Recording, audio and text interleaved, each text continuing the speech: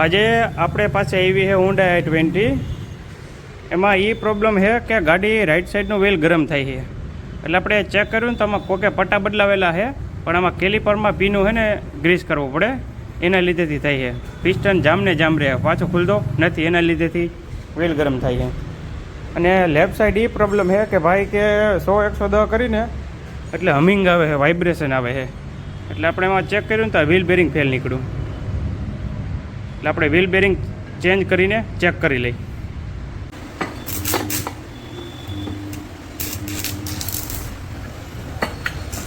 આપણે wheel bearing change કરી નાખ્યું ઓરિજિનલ બેરિંગ નાખી દીધું અને એક આ સ્ટડ છે ને લૂઝ થતા હતા ઓકે એમને બદલાવેલા છે એટલે અમે વેલ્ડિંગના ટાંકા મારવી દીધા ભેગા આપણે 20ની ટ્રાય મારવા નીકળી ગયા છીએ